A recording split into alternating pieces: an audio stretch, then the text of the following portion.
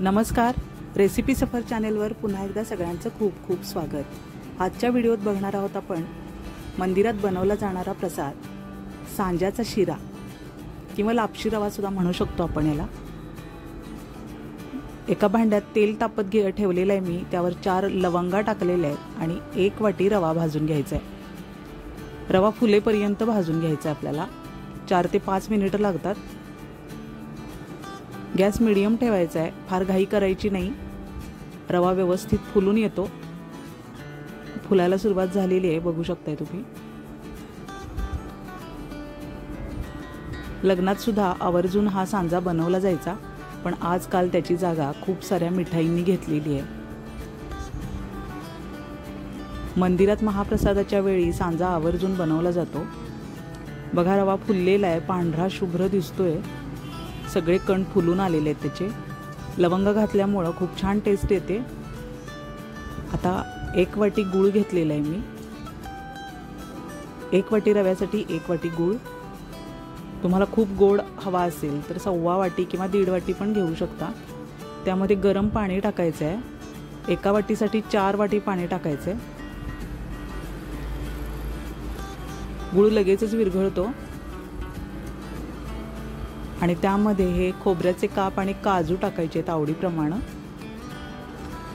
आणि हे सगळं गुळाचं पाणी आपल्याला त्यात ओतून घ्यायचंय।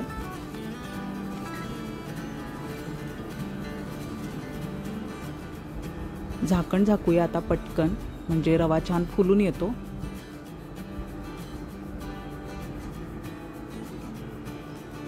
कमी प्रमाणातला रवा आहे हा, त्यामुळं 5 ते 6 मिनिटात शिजतो। छान उकळी आलेली आहे। आता मसाले टाकूया। 1 चमचा वेलची पावडर टाकली आहे।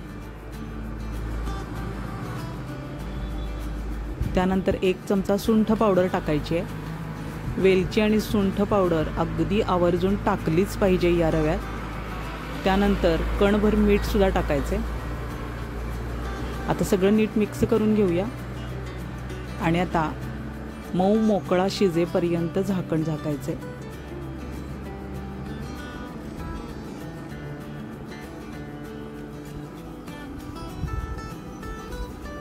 बघा, पाणी आटलंय सगळं आणि अगदी मोकळा मऊसूत शिरा बनलेला आहे।